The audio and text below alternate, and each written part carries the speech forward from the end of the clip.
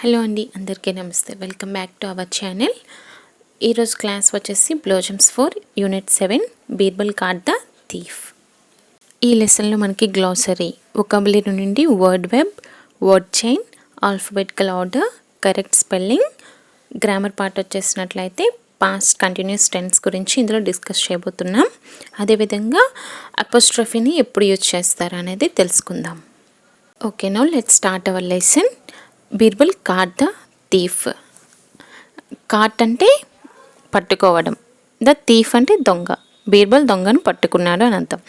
Okay, lesson చూసినట్లయితే once they was a rich merchant. ఒకప్పుడు ఒక ధనిక వ్యాపారి ఉండేవాడు. మర్చెంట్ అంటే వ్యాపారి.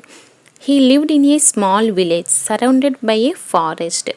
అతను ఒక చిన్న విలేజ్లో, చుట్టూ అడవి ఉండి మధ్యలో విలేజ్ ఉంటుంది, చిన్న విలేజ్లో ఉండేవాడు. He had many servants in his house.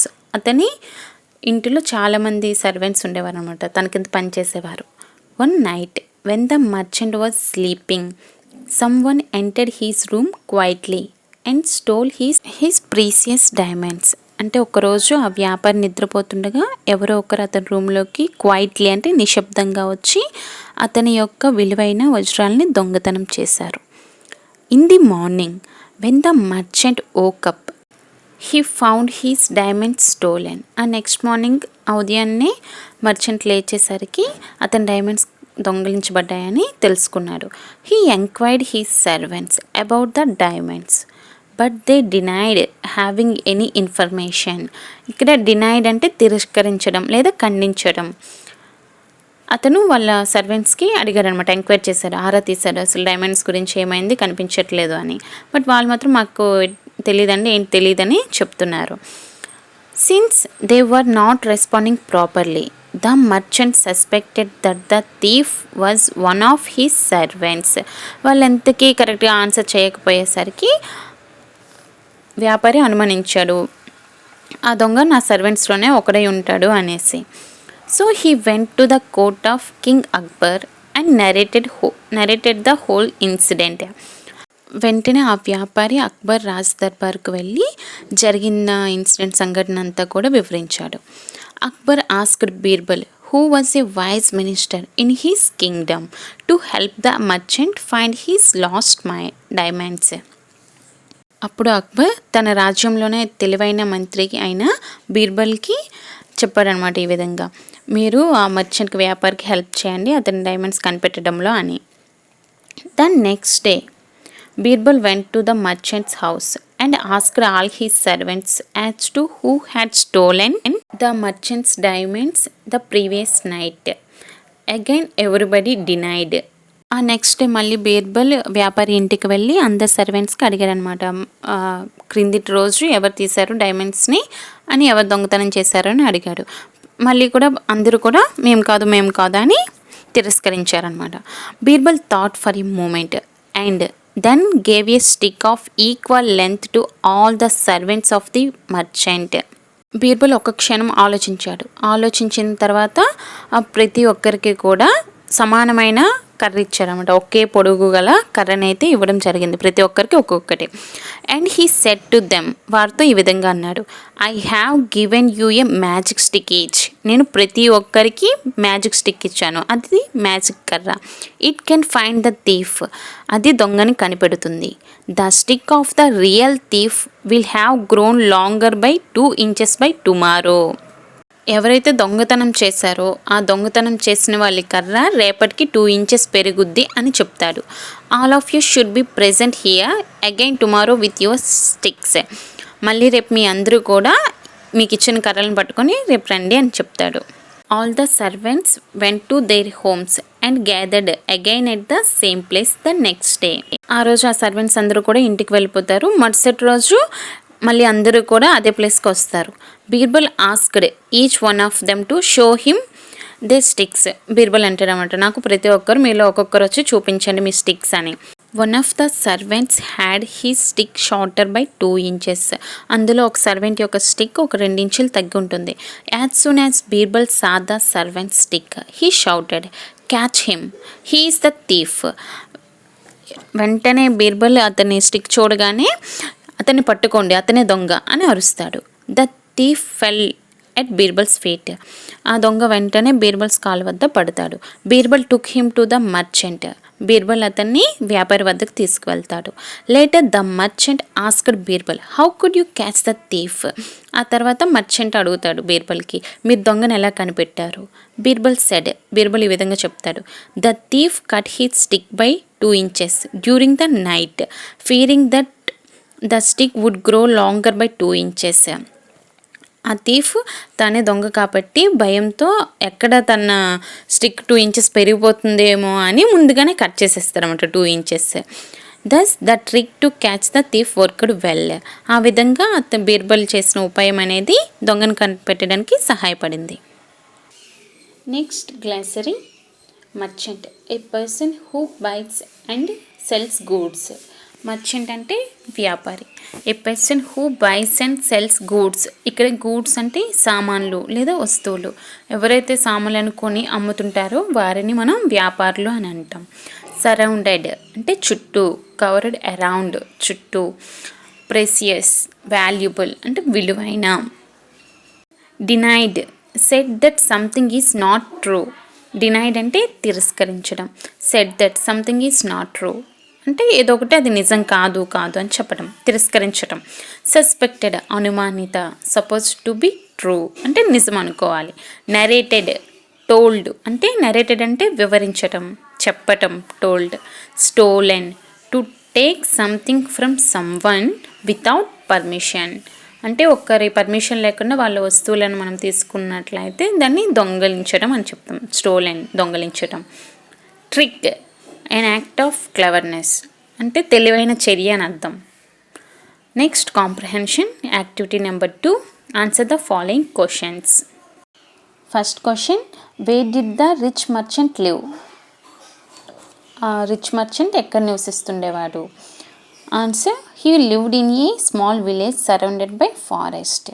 Second one, who stole the diamonds. డైమండ్స్ని ఎవరు దొంగిలించారు. One of his servants stole the diamonds.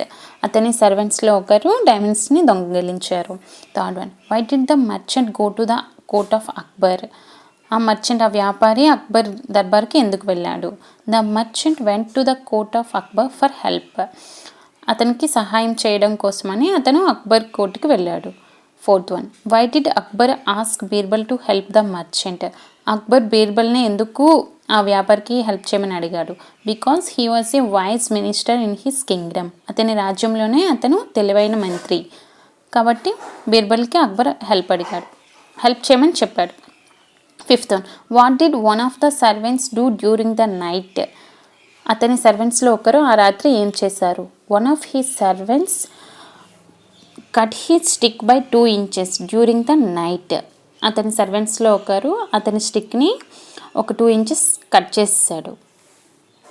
Next activity number 3, read the following statements and write the letter for the true statements T and letter F for the false statements. ఇక్కడ true or falls అయితే ఇవ్వడం జరిగింది. First one, Birbal gave sticks of unequal length to all the servants. అందరు సర్వెంట్స్కి unequal length అంటే సమాన length కానివి sticks ఇచ్చారు అని ఉంది ఇక్కడ. సో బీర్బల్ అందరికి సమానమైన స్టిక్స్ ఇచ్చారు కాబట్టి ఇది false. Second one of the servants had his stick longer by 2 inches. సర్వెంట్స్లో ఒకరు అతని స్టిక్ని 2 inches పెంచారు. రాంగ్, ఇది false. Third one, the thief fell at Birbal's feet. Yes, true. The merchant went to the court of Akbar for help. True. Fifth one, Akbar shouted to catch the thief.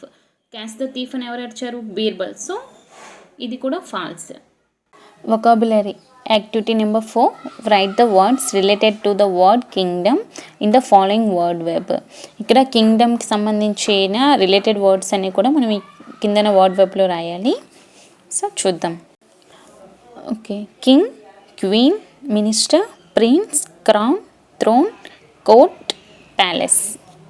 King రాజు, queen రాణి, minister మంత్రి, prince రాకుమారుడు, crown అంటే కిరీటం, throne సింహాసనం, court దర్బారు, palace ఒక రాజభవనం.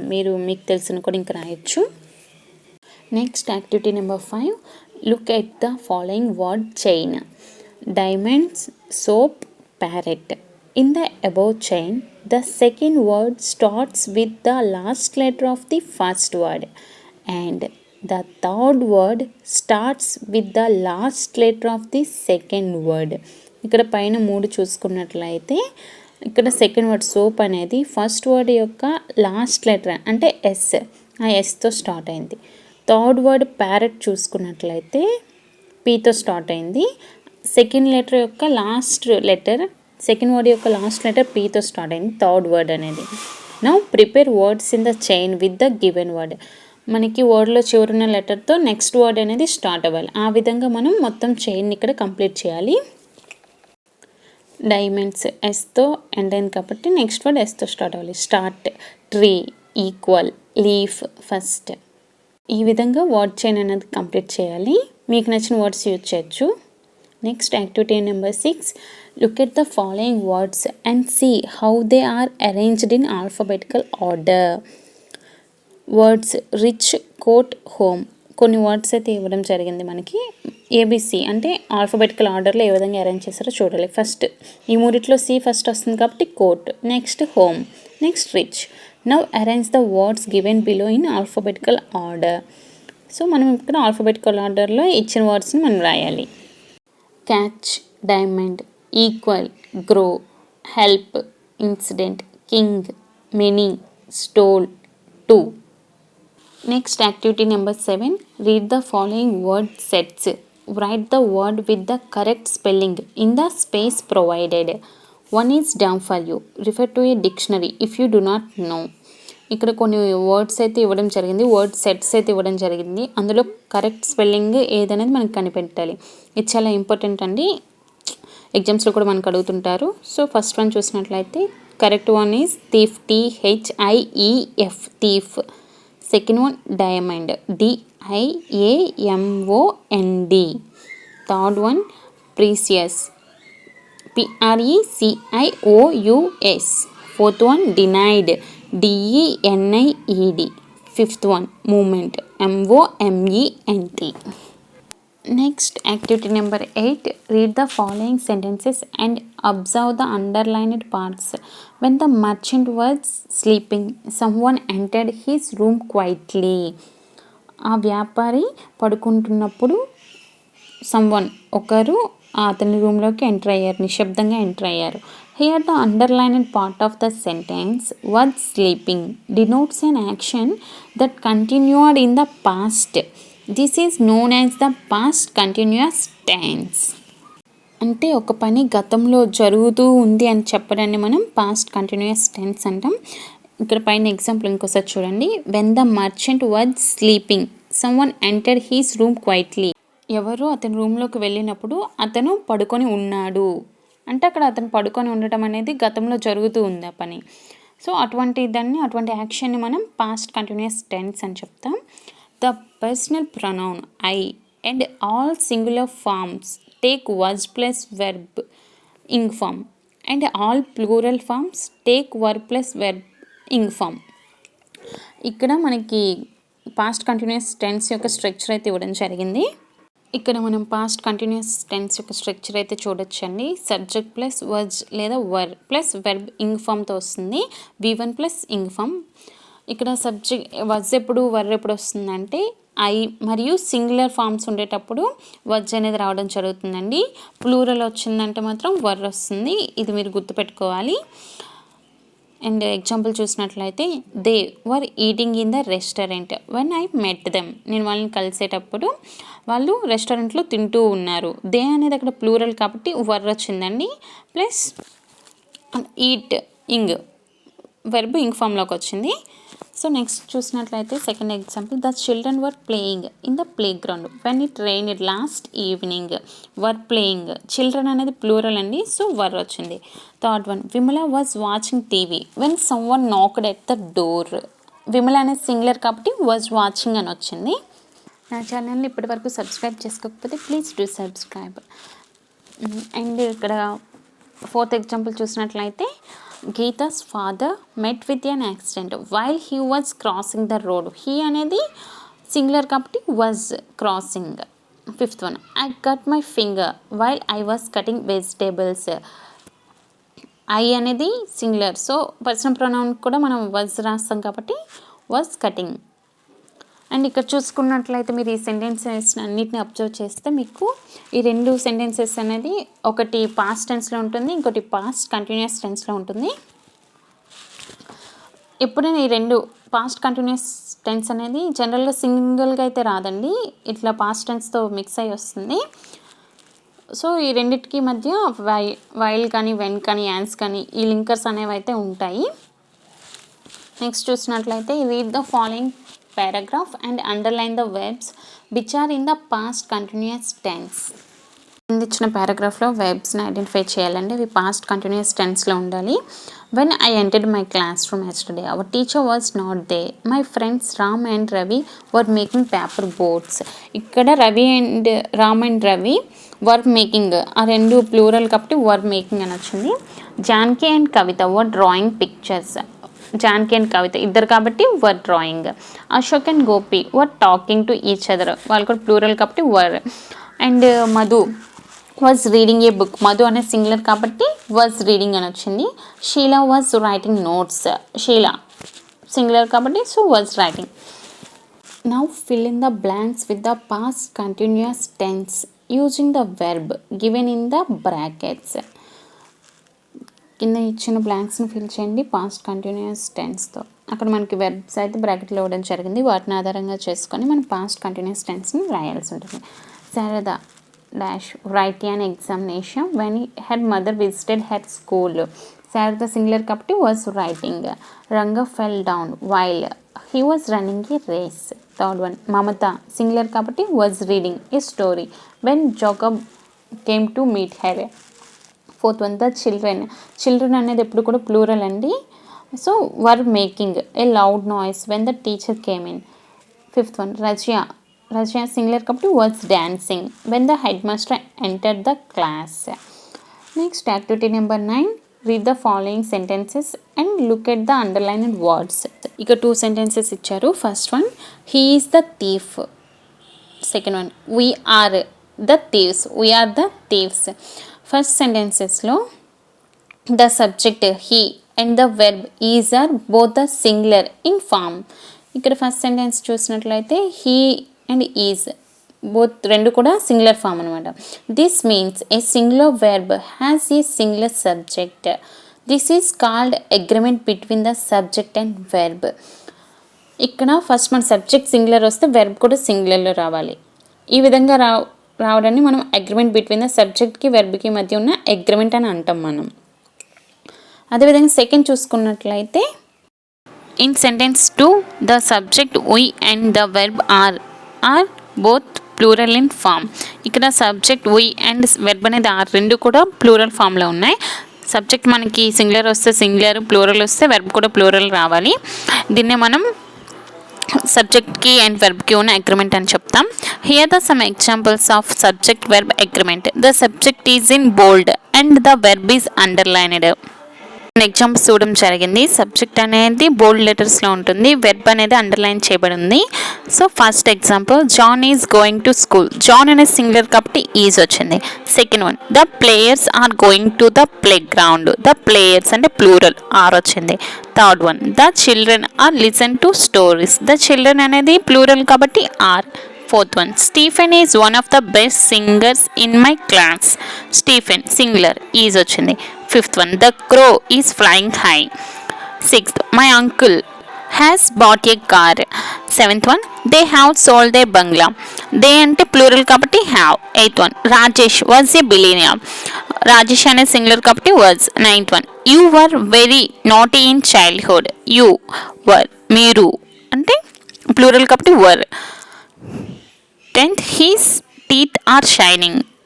Teeth అనేది plural కాబట్టి so are. Look at singular and plural verb forms in the table given. కిందన టేబుల్లో సింగులర్ ప్లూరల్ వెబ్స్ అయితే ఇవ్వడం జరిగింది. ఫస్ట్ సింగులర్ వెబ్స్ చూసినట్లయితే am, is, was, has. Plural are, were, have. Next listening and responding. Activity 10 note to the teacher. ఇది teacher కోసం. And teacher, do you play mobile phone games at home? Student number 1, yes sir, I play mobile phone games at home. Teacher, how much time do you spend? Student number 1. I think 2 or 3 hours, sir. Teacher. Don't you think it's a waste of time and it affects your eyesight? What is your opinion? Student number 1. Yes, sir. I agree with you. Teacher. Why? Student number 1. My friend wears spectacles. In my view, it is only because of playing mobile phone games often. Student number 2. Is there any solution to stop it? Student number 3. Yes, there is. In my opinion, we should play outdoor games instead. Teacher, yes, you are right. ఇది role play అండి. ఇది ఒక conversation ఇచ్చారు స్టూడెంట్స్కి టీచర్కి మధ్య. ఇది మీరు రోల్ ప్లే చేయాలి. అండ్ నెక్స్ట్ చూసుకున్నట్లయితే activity number 11. Share your own opinion about the statement given below. Use one of the following phrases. ఇక్కడ కింద ఒక స్టేట్మెంట్ అయితే ఇవ్వడం జరిగింది. దాని గురించి మీ ఒపీనియన్స్ అనేవి కింద ఇచ్చిన ఫ్రేజెస్ని యూజ్ చేసుకొని రాయాలి. Art and music should be compulsory in school. ఇది స్టేట్మెంట్. ఇక్కడ phrases in my view, I feel, I think, I agree, I do not agree, in my opinion. For example in my view అనే ఫ్రేజ్తో మీ opinion రాయాలి. In my view it is very important to introduce music in school. Remaining ఫ్రేజెస్తో మీ opinions అనేవి రాయాలి. I feel it build confidence. I think art and music enhance creativity. I agree. Music reduce stress, improve memory. Fourth one, I don't agree. I think music should not be compulsory in school. Fifth one, in my opinion, art and music improves language and reading skills. Next, activity number 12. Look at the underlined words in the following sentences. Number 1. Birbal went to the merchant's house. The word merchants ends with apostrophe and s. This indicates possession. ఇక్కడ apostrophe s అనేది దేన్ని indicate చేస్తుందంటే పొజిషన్ని. అంటే ఇక్కడ house అనేది ఎవరిది? మర్చెంట్ది. Position అంటే అది ఎవరికి చెందినది అని అర్థం. సో అది మర్చెంట్ హౌస్ కాబట్టి అక్కడ అపోస్ట్రఫీ ఎస్ అనేది యూజ్ చేస్తాం. సెకండ్ సెంటెన్స్ చూడండి. He is a clever person. Isn't he? ఇక్కడ ఈజెంట్ హీ కింద అండర్లైన్ చేశారు. Here the apostrophe is not used to indicate position. ఇక్కడ అపోస్ట్రఫీ అనేది పొజిషన్ ఇండికేట్ చేయదు. Instead it is used to indicate a shortened form. This is called contraction. ఇక్కడ position కాకుండా అది short ten ఫామ్లో రాయబడిందండి. Is నాట్ని మనం ఈజెంట్గా రాయొచ్చు. Here are some examples using apostrophe. Read and underline. Number 1. I went to my friend Rama's house yesterday. ఆ house ఎవరికి చెందింది అంటే రమాకి. So Rama apostrophe and s పెట్టొచ్చు. Second, Kanaya has taken Sita's pencil. Third one, Varun doesn't know how to play football. Fifth one, they are not coming today. Fifth one, Birbal saw the servant's stick and shouted. You may understand that an apostrophe is a punctuation mark. It can be used for possession and contracted forms. Look at the examples in the table using apostrophe with nouns and contracted forms. ఇక్కడ నౌన్స్తో apostrophe ఏ విధంగా use చేస్తారు, contracted ఫార్మ్స్తో ఏ విధంగా use చేస్తారని కింద table అయితే ఇవ్వడం జరిగింది. అది ఒకసారి చూడండి. With nouns, Kamala's pen, the pen of Kamala. Rama's book, the book of Rama. Boy's head, the head of the boy. Doctor's room, the room of the doctor. Parrot's beak, the beak of the parrot.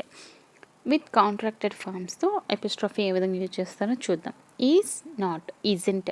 Are not, aren't. Was not, wasn't. Do not, don't. Cannot, can't. Has not, hasn't. Will not, won't. Have not, haven't. Should not, shouldn't. Would not, wouldn't. Next, activity number 13. Read the following sentences and underline the words with apostrophe. Once there lived a poor man named Ramaya. He had 4 sons. They didn't work hard. Hence, people used to call Ramaya's sons lazy. He didn't want them to be called so. So, he scolded them. But his sons couldn't understand their father's intention and didn't change.